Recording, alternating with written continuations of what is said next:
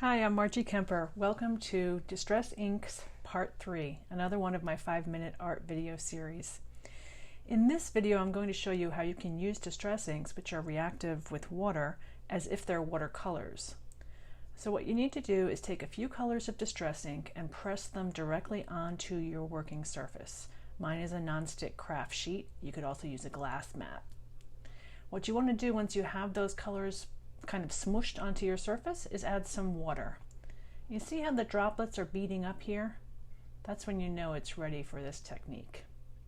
So I'm using a manila tag, and what I'll do is gently dip it and slide it a little bit, swoosh it into that liquid. Look at that.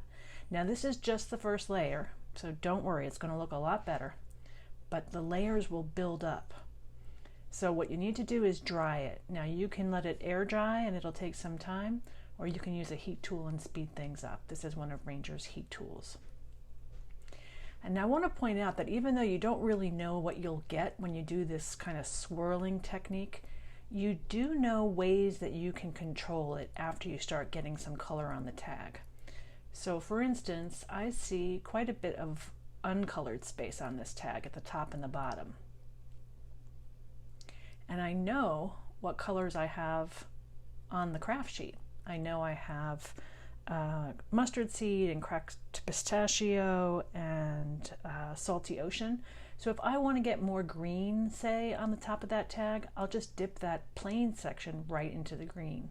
If I want to go with more yellow on the bottom, I can do that.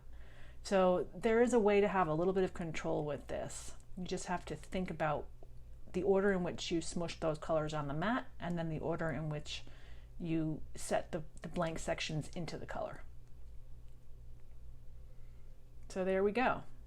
Now I like this mottled look of a lot of different layers and of having the watermarks. If you don't like that, you can start over, you can wipe your mat down and have another clean application, and you'll just get different looks depending on what it is you're actually pressing that tag into.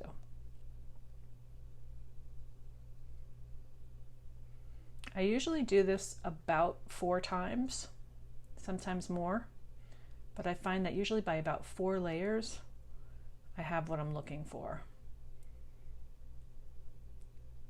And it's easiest to do this with small surfaces like this, but you could use an art journal if you had enough time and space that you could swirl your art journal pages around. Now I'm bringing in another color. This is called Blueprint Sketch. So I want to get a little more depth in here.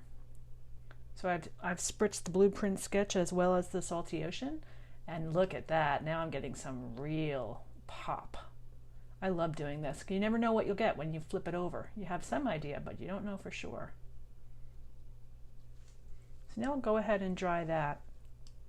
Another note about having control with the inks is you can come in with your actual ink pad ink. You don't have to water it down each time, and you can add that to the tag.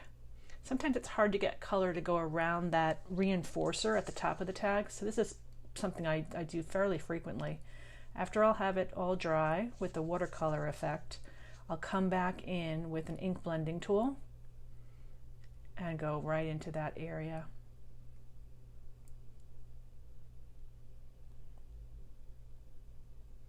So for this, you'll just use the ink blending tool with a foam applicator on it and go right in there. I love how that rich application looks on top of the watered down application. I think it looks really bold. And then I can do complementary colors too. So here's more of that mustard seed. Look how it pops. This is really one of my favorite things. There's a lot you can do with watercolor effects, and I'll come back and show you more another time. But all of these videos, I'm really keeping myself on a strict 5-minute time limit. So for this one, I'm just showing you the basic watercolor effect background. And there you have it. I hope you'll experiment with this technique. If you enjoyed this video, please give it a thumbs up and subscribe to my channel. And if you'd like a copy of my Distress Ink Blending Checklist, just sign up below this video.